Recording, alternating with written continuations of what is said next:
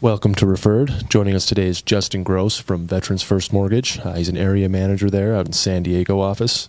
We're excited to have him here, so take a look and enjoy. Justin Gross. I'm an area manager for Veterans First Mortgage. Basically, what that means is we have a San Diego office and a Salt Lake City office, and we have separate purchase and refinance divisions. So my role is I over the San Diego purchase department. We have three different branch managers who have their own loan officers under them. So I'm over all that. That's what my role is here at Veterans First. And how long have you been with Veterans First? Just had my 10-year anniversary last year, which is crazy to think I've been here. I've never worked at another mortgage company in my life. This was my introduction to mortgages. So I don't see myself going anywhere, but yeah, it's been 10 good years. Came on as, a loan officer in 2012 and went from there. But yeah, 10 years. That's pretty cool. That's awesome. That's actually the other thing I was going to ask you, but I get the opportunity to talk to you a lot more on the daily basis. And we get to troubleshoot really, which is kind of the fun stuff. We get to deal kind of deal with, the trouble or the little issues here and there. And it's really been fun to work with you on that kind of stuff. But tell us a little bit, what did you do before loans? I actually, I was an assistant golf professional for a while after college and everything. So I worked at a country club in San Diego Country Club, actually. And I worked there for a while. It was great. Lots of free golf. Got to play golf every day. Quickly realized that you can't pay bills with free golf though. And had to kind of figure something else out. So I made that call. I had one other job before this one that I had for, I think, like a couple of years. I hated it. I absolutely hated it. Funny enough, I ended up, Jeff Sutherland, you guys know Jeff. He's actually my wife's second cousin. Oh. And the way I even got in here at all was, and my wife and Jeff had never met each other either. They kind of got connected by my wife's aunt. And so Jeff happened to be coming into San Diego, met him for the first time, went out and had a great time with lots of drinks. Wasn't a great time in the morning, but told him then, just how miserable I was at the job that I had. And he actually was in the Salt Lake office at that point too. And so he told me, he's like, hey, I can, there's this job, I can probably get you an interview. Brent Hansen was over San Diego at that point. And so I fought through my hangover in the morning and reached out to Jeff and had him actually set up, everything, got my resume over and ended up getting the job then. And 10 years later, Jeff, after that, moved down to San Diego like a year or something later. And he's since moved and left me and moved to Oregon. But I miss that guy. But he's still here. He was a processor then. We've both kind of worked our way up. He's the head of underwriting for Veterans First now. And I've worked my way up from loan officer to my role now. So, but yeah, that's how it started. Leave it to my wife and her family, I guess, that got me on this path. But that's awesome. That's awesome. I love it. We were just talking yesterday about how people in business, as you get older, you look back and you realize how important it is to find something that you want to do and commit to it. Right. Mm-hmm. And work your way up. We were actually talking about a different Veterans First loan officer that started in data entry and worked their way all the way up into closings. And we were talking about how important that is to commit to something, to pick it and just dive in, jump in with both feet and 10 toes down, if you will. And that's just kind of just reminded me of that conversation when you went. It's been 11 years starting as a loan officer and getting to where you are now. It's awesome. That's impressive. Well, yeah. And what comes to mind for me is, because I have a sports background also, and talking to you about the sports background and really what came to mind with me was just your determination, I guess, competitiveness to be successful when you were on the golf course, where you translated that. To me, it looks like you did a great job translating that into loans and Veterans First. Because when you were a loan officer, man, you killed it. You did a great job. The agents loved you. the everyone around you liked working with you. And then you were a manager and your loan officers loved you. We worked with you a ton. I still remember talking to you all the time, just like I do now. And it was, you know, and then went into problem solving mode, and you're really good at that. You've been great at that since the beginning. But tell us how, I mean, how you've kind of translated the competitiveness in, you know, your golf history to, you know, the mortgages. It seems like you've done a great job. What's the secret? I don't know, but I mean, I appreciate you saying all that. I'm very, very competitive. You know, as you are, as I know Malone is. I mean, I do think that it's something that you absolutely have to have to be successful, whether it's in the mortgage industry or the real estate, you know, being a real estate agent. I mean, it just wasn't an option in my head to not end up being successful. I mean, I'll tell you guys too. I mean, not only had I never worked in mortgages before, I'd never really done any sales before coming on this job. And so like, I just remember when I first came on, I mean, I sucked, guys. Like I was not good. Like I was super nervous. I was terrible on the phones, but I do remember, and I talk about this a lot with some of the loan officers, especially when they come on when they're new. It's just, I just distinctly remember, I don't know how far in it was, 3 months, 6 months or something, but just literally like kind of knowing in my own head, like, hey, I'm not as good right now as everybody else. Like the only way that I'm going to be able to like compete at all, it's like, I'm just gonna have to outwork everybody else. Like I'm going to lose more of these conversations than that loan officer over there. Like, I just have to accept that. Like, I think I'd win a lot more of them now, or, you know, but like at that point when you're starting, you know, especially with me, when I didn't have any sales experience at all, I just knew that. And so for me, like the competitiveness in me just meant that, I mean, I worked ridiculous hours back in my day. We got like minimum wage too. It's a little bit different. You work whatever hours you wanted, you know, like Kevin, Dave, like they didn't care as long as the numbers were there. And so I've worked, this is also before I had kids, so I had the ability to work a lot of hours, but it was, you know, I'd work 10, 12 hours a day, work every single Saturday. We'd be able to come in then on Saturdays, and if you volunteered, you can take some more leads on Saturdays. And so I did all that. And it comes from like, you know, sports background. I played a lot of soccer when I was a kid too. So I'm just competitive. And that's something we look for a lot, right? Like just for the loan officers that we, you know, want to bring in, you've just got to be really competitive, you know, like in our office, we have the TVs up there every day that show exactly where you are in relation to everybody else. And if that doesn't get you going, you know, whether it's here or anywhere else, really anywhere in sales, right? Like if that's not the kind of thing that's going to get you going, that's really and you're going to do something about it, you know. The other thing that I think holds a lot of people back is they look for other reasons outside of themselves, you know, that, you know, I'm not on that board because my leads yesterday weren't good, or I'm not on that board because of whatever, it doesn't matter what it is. And so just taking ownership of that, and yeah, just taking that competitiveness that I've always had, you know, like I like to think in most areas, you know, whether it was work or some of the sports stuff that I've had, I've usually won more than I've lost. And so, but yeah, I mean, I think that's, to your point, you know, that directly comes out, and it's definitely what's made me or allowed me to be successful here and in this industry for sure.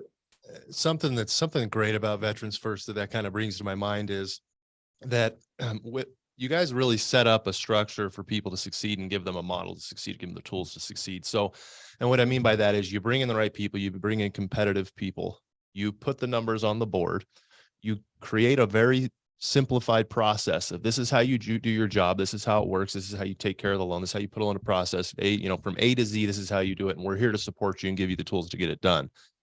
Then it's just a matter of putting in the work and being competitive. Right. So, you know, and I just see that I did loans. Jeremy did a few loans, you know, you know, and that's something that I love about Veterans First is that they give you a mold, they give you a template, if you will, for a loan officer, where if you're competitive and if you put in the work and you have the drive, you'll be successful. And you have that board on the wall. So you put the work in and you watch it pay off. Right. I mean, you watch yourself climb, you watch the numbers grow. I mean, that's great. Yeah. Well, and you guys do a great job of creating that atmosphere. I mean, we talk about it all the time. I'm jealous every time I walk in that office in San Diego. I mean, it's just beautiful. You see, you get that breeze and you get the smell from the ocean, and it really is. I mean, you walk into work every day. I want to be there. You know what I'm saying? I get a beautiful view from anywhere I'm sitting in the office. I mean, look at your window where you're at right now. I mean, gorgeous out there. But yeah, it's just you create that atmosphere, to be successful in, to have a good attitude, to have these things and want to be mindful of my numbers and want to be positive. And, it's easy to be successful in that atmosphere. We've seen it with every sports franchise. You're creating an atmosphere in order to be successful in it.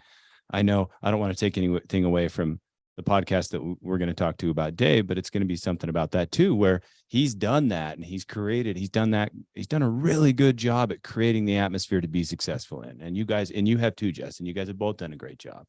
I wouldn't say always, but Jeremy and I in the last year or two have talked about, I just want to say how much we value our partnership, our relationship with you. We've never had a strong, and this isn't saying anything bad about our past relationship. We've never had such a strong open communication relationship with the leadership of Veterans First than we have with you. And it's extremely productive. So, I mean, yeah, it's something that's invaluable to us.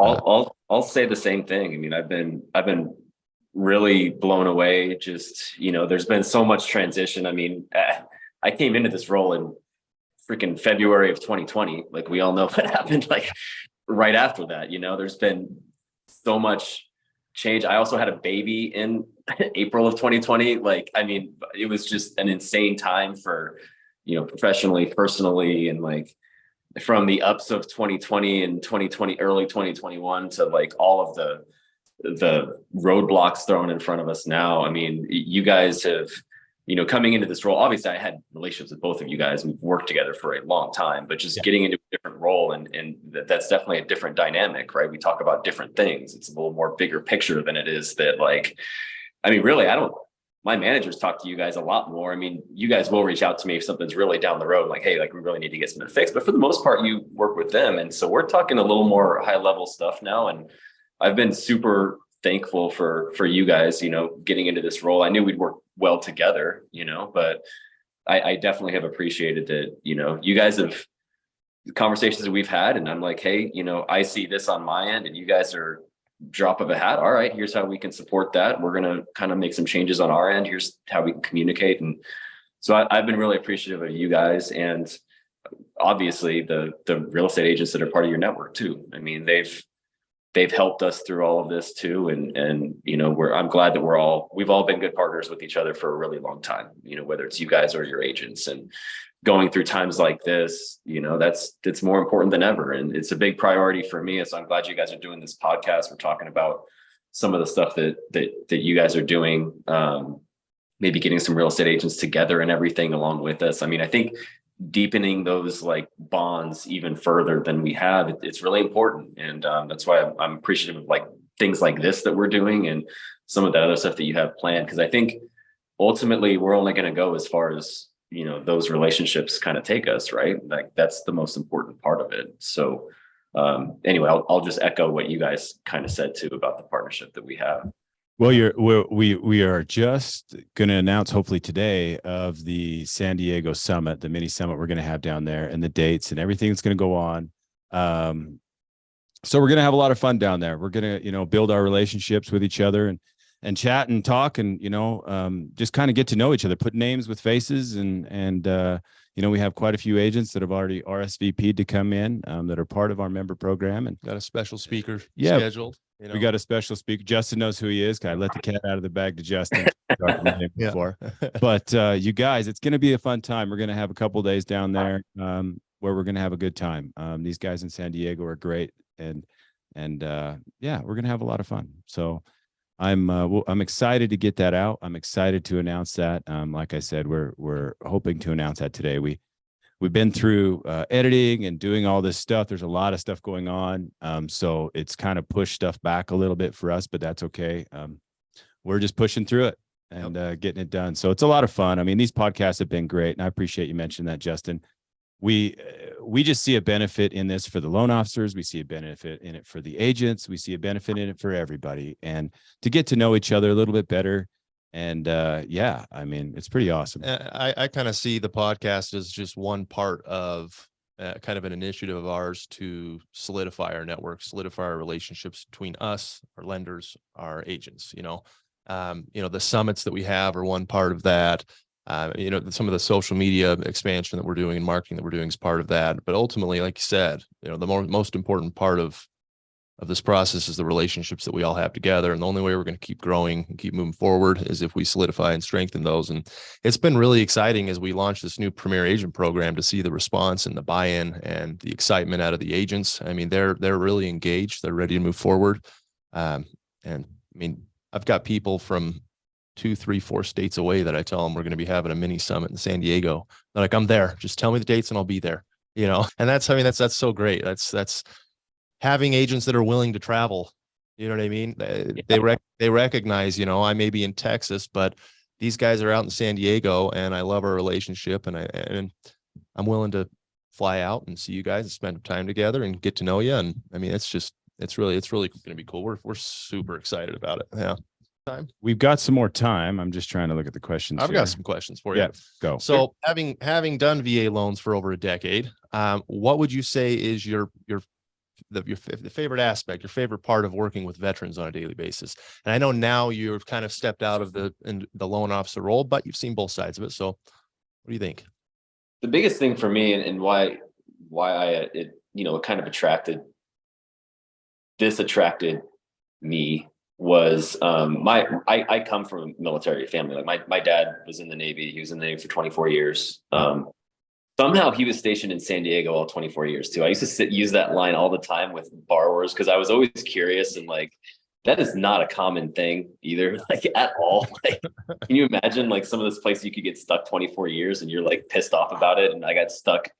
Somehow I've lived all 40 years of my life in San Diego, including, being a Navy brat. But it sounds like to me he was pretty important, so they needed to keep him in San Diego. Yeah. I think the way he tells it, he went around the island begging every time he was up for orders.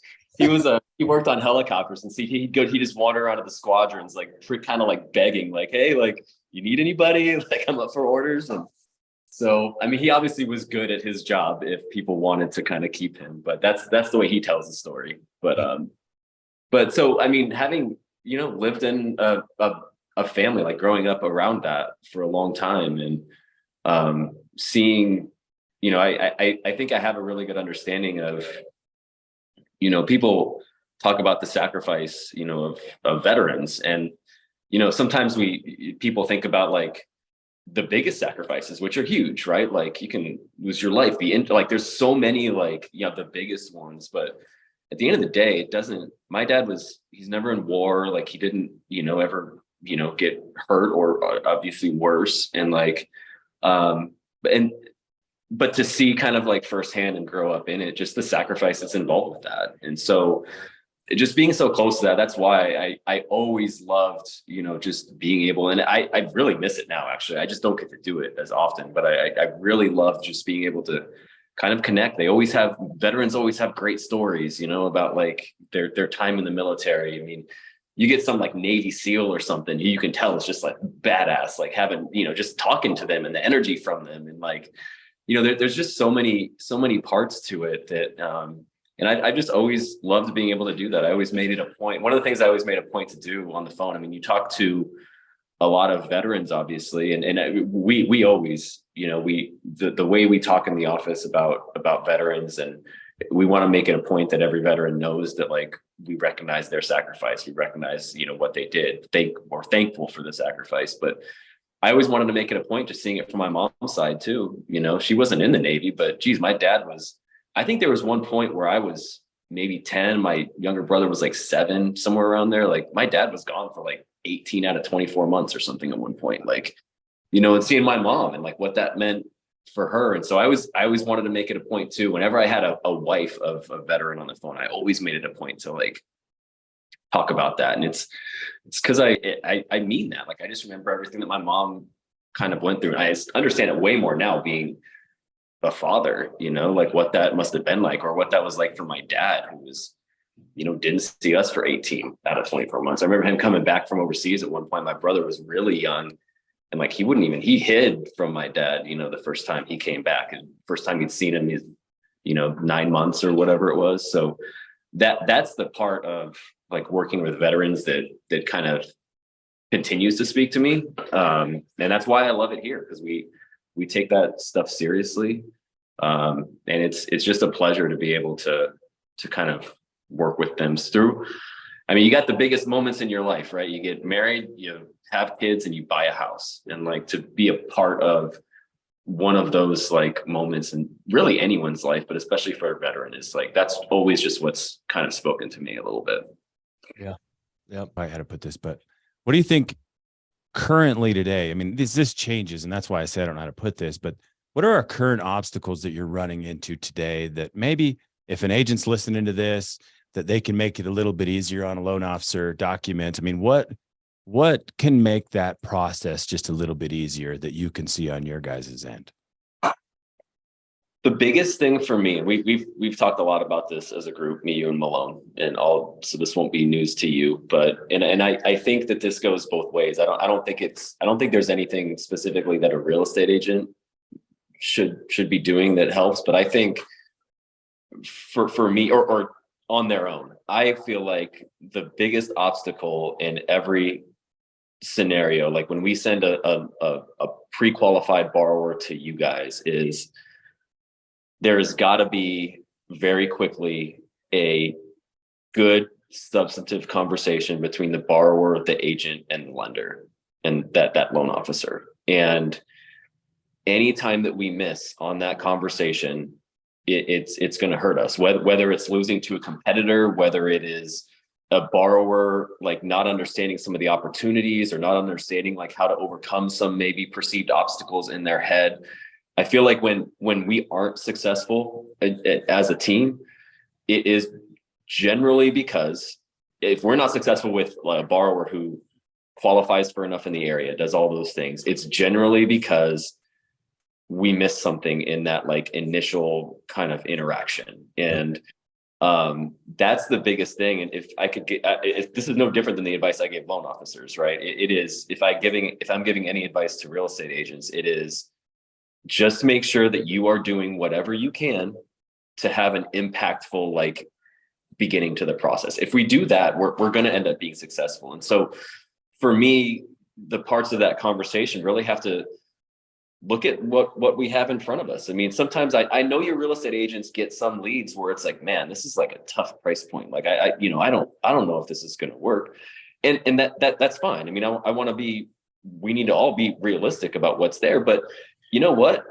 Like, let's take a look at that situation. Let's not immediately say like, hey, this is going to be tough. Like, and we're in sales, all of us, like we all get leads sometimes where it's like, this one doesn't look like great, right? Like we all get those. But I think in some of those moments, having more of a conversation about like, all right, well, right now, this is the situation. How do we make it better? How do we move? If the chances now are like 10% for us to get this borrower into a house, what do we need to do to get it to 50%? Right? And like conversation with agent and loan officer, it's like, okay, well, they want to live in this area. Okay, well, that's probably not going to work. So we can go to the outskirts over here. Maybe the price is a little bit lower. Okay, that's good. You know what? I still probably need them qualified for a little bit more. Mr. and Mrs. Loan Officer, like, can you look at the file and see, what we need to do? The answer to some of those are going to be, hey, it's going to take them 6 months to pay off some debt, and they're going to get to the point where now I can qualify them here. Yep. Maybe you're going to go back and it's going to be a 5-minute conversation of like, oh yeah, no, I can qualify them for there. Then talking to the borrower about obviously their comfort with payments and all these things. But I just feel like sometimes, and if I'm being totally honest, this is a frustration of mine with my own loan officers, to be totally honest, is that like, I feel like we skip that step sometimes. And if real estate agents are also kind of working really hard to have those conversations, there's less of a chance. If both sides are really pushing for those conversations to be fruitful as possible in every single scenario, right? No matter how we maybe feel about it, right at the, off the jump. I think that the outcomes end up being a lot better. And I think that would be the only advice that every real estate agent that you guys have that we work with on a regular basis, like they all know how to do the job. They all know how, if we can get someone in contract, they're going to get them in freaking contract. But I think sometimes it's those like little more borderline ones that if we did a better job of having a plan to make sure that it was going to work, if it takes a year, who cares? Doesn't matter. But like a real concrete plan that says like, here's how we're going to do it. I think we all get way more out of that. And that's something too. I mean, if real estate agents ever feel like, they're in one of those scenarios, like I would encourage them to look. I mean, at the end of the day, I have, just like anybody, I have really strong veteran loan officers who've been doing this for 20 years. I have some who have been doing it for 2 years. And to be honest, we hired during COVID and they learned remote and like, they're still figuring out their job. And, if you're a real estate agent and you're really trying to have those conversations, and it's not that the loan officer's not trying to, but you got, real estate agents can reach out to the manager. Hopefully that's available to them. Our managers are world-class. The ones that I have under me, Ben Gregory, Melissa Staples, Allie Hitchcock, they were world-class, incredible loan officers. They're awesome managers. And like, if there's conversations that need to be had around that, I would encourage real estate agents to reach out to them too. And just make sure, do whatever is necessary to make sure that initial interaction is successful and lays out a path for us to be successful. That's the biggest thing in my eyes. I love that, Justin. I think that's a great tip. That's fantastic in my book. And the reason why I like that too is the energy in which you say that. Have a good energy conversation with that client, with that loan officer, whether or not it's, a real doable deal today, doesn't matter. I still can have good energy with that client. I still can have good positive energy with them and let them know what's going on. It's like having a productive phone call. Mhm. No matter the circumstance, you call the loan officer, you talk to the borrower, and you have a productive phone call about how we can move forward and turn this into a closed loan, right? Like 120 isn't cutting it right now. But if you can get them up to 175 and we expand our search out to about 50-mile radius, I think we can find them something, and then the loan officer, like you said, gets to work and goes, all right, Bob, we need you to pay off $2,000 in credit cards and I can get you up to 175 and you can buy a house, and that's something we're always pushing just to give you an idea of what we tell the agents, these borrowers have to be contacted in 24 hours, but we want you to contact them in one. Yeah. We just tell them this is the expectation we set with the client, 24. So you call them in one and everybody's going to be pleased. And in that hour, and within that hour, you're also calling the loan officer and getting the details on it. Right. As we know, not everybody does it exactly how we ask. And that's why it's useful to make content like this, put it out, send it to the whole network, kind of show them what your expectation is, what you see that works, and vice versa, talk to the agents. We ask the agents kind of the same questions. I ask every one of them, what's one thing that you see or one part of the process that you think a loan officer should do every single time that has the biggest impact? What makes the biggest difference? And we ask every agent that because we think that's just so valuable for you guys to know. Right. And we've gotten a couple different answers we've got some wild answers from a couple of them. We're like, what? But, that's just, it's so useful. Ultimately, what it comes down to is communication. It reminds me of Mickey Mailer used to always say, the lack of communication is the downfall of everything. It's true though. And it is, it's so true. I mean, and it's the incredible agents we have. It's no coincidence. You see them making notes in the system. You see them emailing agents and us and managers. We hear from them. I have an email from like the Pam Masons of the world that we work with so much. I have emails from her a couple times a week. She's either CCing me, asking me a question, working with us because she's bought in, right? And she wants to communicate. She wants to make sure that everybody's on the same page from start to finish. And I mean, that is, like you said, that's what gives us the best chance of success. It gives us the best chance to get a deal closed and help a veteran find their dream home or become a first-time home buyer. So yeah, what you said about like the positivity of it too is so important. It's another thing we talk a lot about. It's like I always try to coach loan officers, and this would go for real estate agents too, and especially in those critical times that I was just talking about. It's very different when you have a borrower on the phone and maybe they don't qualify now. Even using the words like right now you don't qualify, and then give them they don't hear anything beyond the like don't qualify. For sure. But go into that conversation and you're like, you make that phone call and you say, I'm going to get you into a home. Here's how we're going to do it. it's no different from like the conversation we're talking about with the agent and the borrower.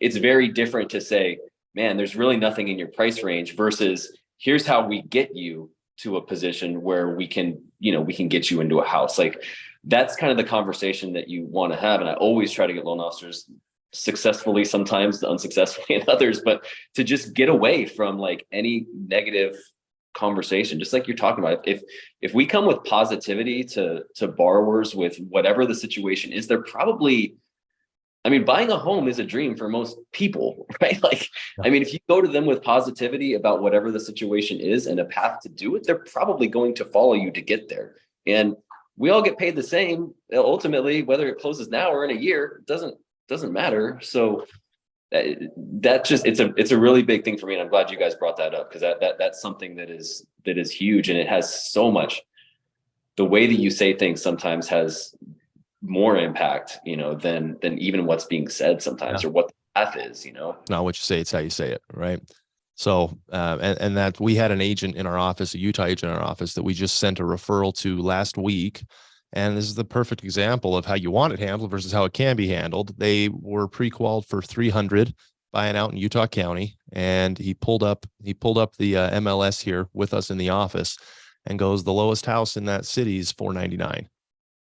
Now he didn't go, I'm not taking the deal, or they're doomed, there's nothing we can do about it. He opened up the search area, and then I listened to him call him and have that first phone call and explain to him, say, hey, I pulled up that city, so the lowest price home is about 499, but I've actually got 12 other homes within 6 miles of there that meet your price point, your beds, your baths. So I'm going to email those over to you, and you can take a look and see if any of them, really meet what you need.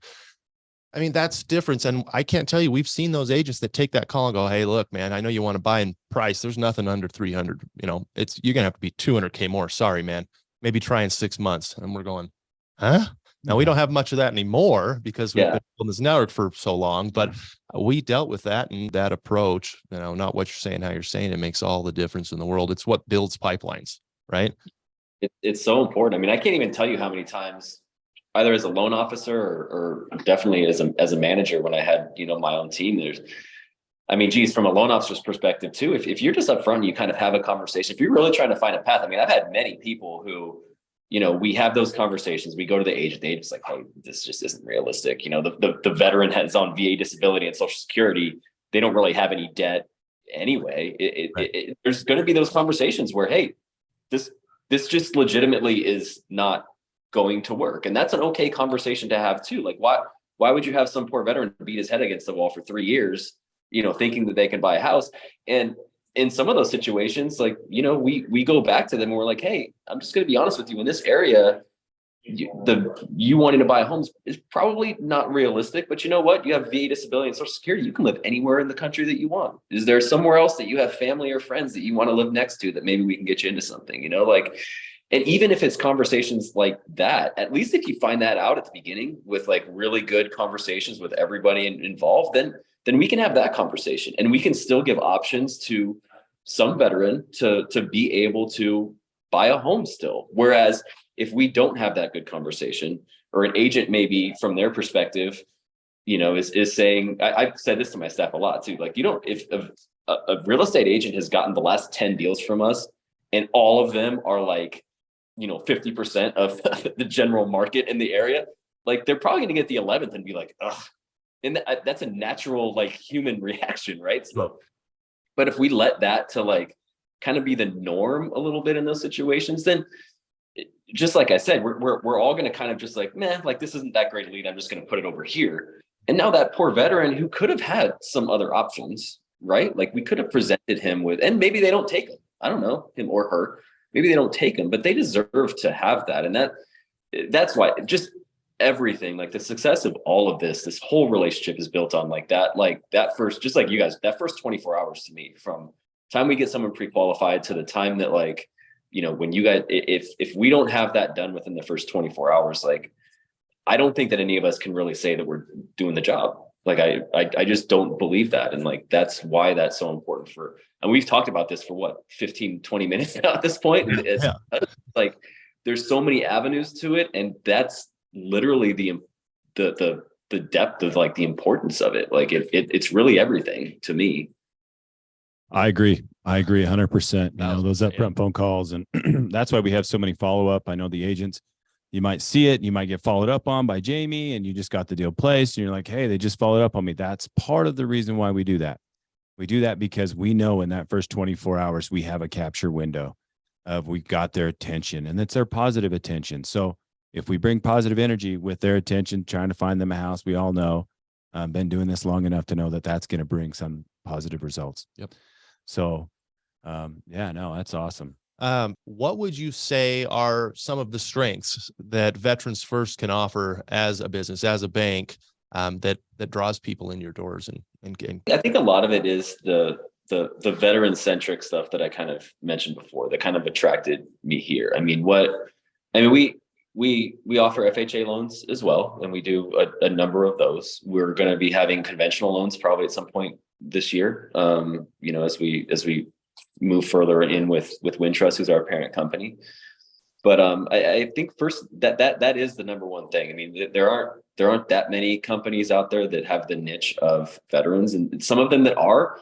Quite frankly, we have like this kind of area that we live in. You know, some of the other like more veteran centric companies, I'm not going to go into names because that's probably not something I should do, right? But a lot they're just a lot bigger, right? They're like massive companies, and so on the other end of the scale, you've got like, you know, a local broker or something who probably does like, you know, 1 or 2 VA loans a year, maybe. I mean, if you're lucky, and they just don't know them very well. Like, so I feel like we have this kind of position where we're big enough that we do enough of it, and this is what we specialize in. Like, this is our stated mission, is to help the veteran community. That's what our mission statement is. So we come with a lot of expertise with that. But at the other end, we're not like so big that you feel like you're kind of lost in the system a little bit. I mean, one of the things that we've always done a little bit differently is for a lot of other places. I'm talking more in general here, obviously, but like a lot of other places, you know, you get your loan in the door, you know, then you're passed off to the processor or some assistant or something. You kind of never talk to your loan officer again unless you like want to talk to them about changing your rate lock or something like that. And you're passed through like 3 or 4 different people. And we've never thought that that's really the right way to go about things. In some ways that makes it more difficult for us to do our job, to be honest. And, you know, we're working on ways to kind of balance that a little bit. But, you know, if you're working with us here, whether it's from an agent perspective or a borrower perspective, like, your loan officer is going to have their hands on that thing the entire time, from the beginning to the end. Now, there's other people involved in that. Obviously, we have processors too. We have, you know, marketing support staff. Like, there might be some small conversations here and there. You might get an email from like somebody else, but by and large, your loan officer is going to be with you every single step of the way. And we do that for a reason. It's very intentional. It's been very intentional for a long time. Like I said, that doesn't always make it the easiest way to do this job, but from a loan officer perspective. But we feel like it's the right thing to do for borrowers and for the agents that we work with to really just be involved in the process a little bit more than I think is kind of normal in the industry. So I think just our focus on veterans, kind of where we are just size wise, and how we choose to kind of do business. I mean, I think that those are the things that set us apart from other people, that I like to think set us apart from other people. I've also only worked at this company ever, like I said before. So I think that that's what sets us apart. But you know, it's just those things that all kind of come together to give us kind of who we are a little bit. And kind of what I take from that is, and I won't use any other names either, but some businesses that claim to be in the same niche as you are more just a name slapped on it, and they're these large corporations. I guess the question is, how long is it a niche when you become this absolute mammoth, right? And that's what you see in some of these companies. Can you really be working in a niche if you do $20 billion in loans every year? Is that a niche? I don't know. I'm not the one to decide that, but right, you guys kind of bring that smaller company feel, service, involvement, and you're not just a number, but you are in this niche market, and you guys are super specialized. You know, that's something that I hear from agents all the time, is how you guys are so knowledgeable in VA loans. And we have people call us and say, I've got a vet, I want to send them to Veterans First because they know what they're doing. You know, we Mhm. hear people that have nightmares from homes, from lenders that don't know what they're doing with the VA loan. We get agents that call us and go, I cannot believe we closed this loan as fast as we closed it. That was unbelievable. My last VA loan took blah, blah, blah, blah, blah, blah, blah. And it was an absolute nightmare. And I pulled half my hair out. Veterans First is incredible. That's very typical. Very typical. I get those phone calls once a week. Or So, notes. yeah. Notes. I see notes in the system. Just last week, I saw a note in the system that was talking. I don't know if it was Ellen. I'm trying to remember what LO was. They were saying this loan officer is so incredible, just like all the loan officers in Veterans First. They're the best. And this, I mean, I want to clarify. This wasn't someone trying to, you know, make somebody feel good about themselves. I was just going to us. She was just telling us Veterans First is incredible, just to tell us you guys are incredible. It wasn't, you know what I mean? Yeah. And so, Yeah, the other thing that I'll say, and I say this to loan officers all the time too, because they'll ask me, right? We'll be doing trainings or something like that. Where we're talking about, you know, kind of sales and how you do some of the stuff, and they'll ask me kind of similar to what you guys are. Sometimes when people ask like, what's the difference between you guys and another lender, right? And so a lot of people are thinking about that, like, and I just gave you hopefully like a pretty good explanation of why I do think that, like, at scale as an organization, why I think we're better. But I think the way more important part to that, you know, whenever I hear, and this is what I tell loan officers, because they'll ask me that stuff, like, well, how do I compete with so-and-so? Because like, blah, blah, blah. It's like, we've all probably heard the saying that like employees don't leave companies, they leave managers, right? Like the way it works. Like I don't work for Veterans First because I like the name Veterans First. I work for this company largely because I have loved the people that I've worked with and under, and like I feel like they support me. And I think more than anything, what I tell loan officers is like, it's not about whether you're selling them on Veterans First. Like, yeah, you use the name, use the brand, like tell them we've been in business 30 years, all the stuff that I just said. But really what it's going to come down to is you, the loan officer. Like it's whether you're connected to them, whether they feel like you're giving them what they actually need. And you say that about a real estate agent or anybody, but I think sometimes that gets lost too. And that is way more important. The relationship, you just mentioned Ellen, who's as good a loan officer as we've ever had here. And she's great at what she does, not because she works for Veterans First, not because she can say that like Veterans First has all these things that I just laid out. We do, but her borrowers love her and they work with her because she's amazing at her job. And they know, you know, they absolutely know that like she's going to do for them what needs to get done. And that's way more important than anything we can say about any organization. And you know what, those big organizations that we don't want to name, they have some great people one-to-one too, right? Like, I mean, they do too. But that by far is the more important part, you know, when you're talking about kind of earning someone's business though. Yeah, I agree. Taking care of the client. That's what it always goes back to. And, you know, having those value conversations and those valued conversations to get to know each other. And you guys have always done a great job at that. Before we let you go, because I know you got a meeting in 5 minutes. I just thought maybe we could wrap up with Justin's 2023 market outlook.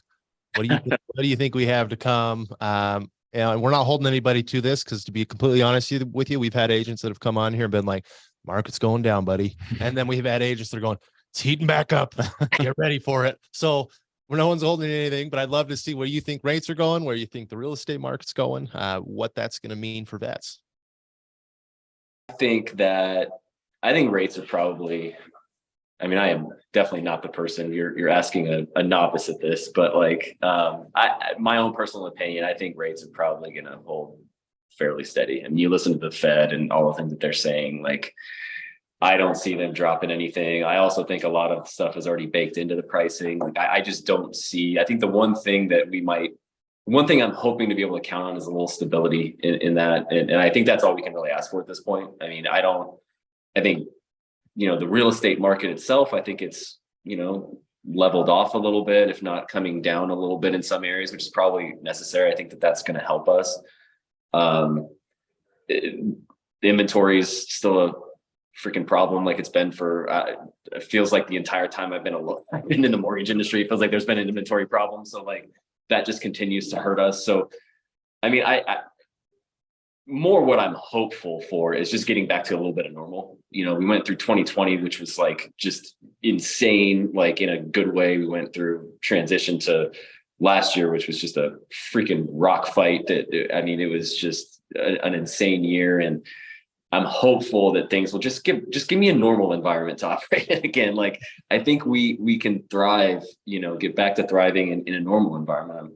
I'm confident with, our ability to compete with you guys and your real estate agents if we just get back to normal a little bit. And so I don't know if that's an outlook to take to the bank. I guess that's more of a wish list from me to get normal. And I do think that, like, if I had to put my money somewhere, I do think that we're going to get just a little bit of normalcy with everything, like not things going crazy anymore. And that's all we can ask for, I think. Yeah, that'd be a nice breath of fresh air. That's for sure. It's been the last few years, it's been one thing or another. Yeah. I mean, it's just the crazy ebbs and flows of the market with the pandemic and everything else that's gone on. It's made things wild. It's been a crazy roller coaster. I'd say that to be, I mean, just dealing with a lot of different conditions, a lot of different things we're seeing throughout the country, just in different areas. But interesting though enough, I mean, we watched through it. I mean, we had a few years back where there was an area in Texas, El Paso, Midland, Texas, where it was just really hard to place a deal. Yep. And that's what makes this job fun, is the challenges that we see day to day, week to week, month to month. It does make it a lot of fun. It does. We see different things and makes us better. Yeah, absolutely. It makes us better. Yeah. Over the years, as we've seen the prices of homes skyrocket.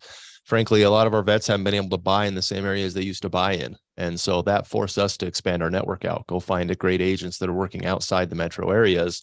And so now that's kind of shifted. Now those outside areas are skyrocketing in price, but we've got this much larger, better network of agents because of it. So, that was something that we had to overcome. It was a pain in the ass, if we're being completely honest, but 100%. But in the end, it has made us better. It's made us stronger. So, yeah. Well, I think too, I'll maybe leave with one more comment. So then again, that I just tell loan officers all the time. It's like, when I was a loan officer, when I was a manager, when I'm in my role now, I don't look at rate sheets in the morning when they come out.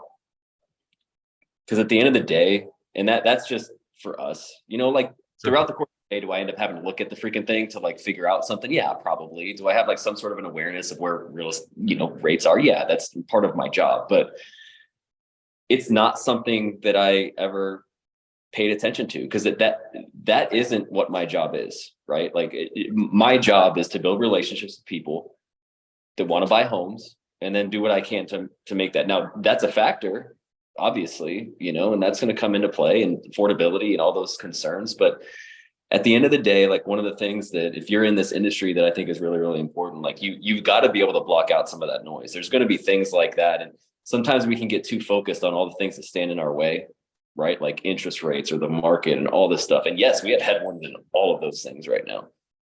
But like, I used to just actively try to do that. And I try to coach my loan officers to do the same thing. Like, at the beginning of the day, when you sit down, your job isn't to like take that rate sheet and turn it into business. That's not what it is. Your job is to build relationships, focus on that.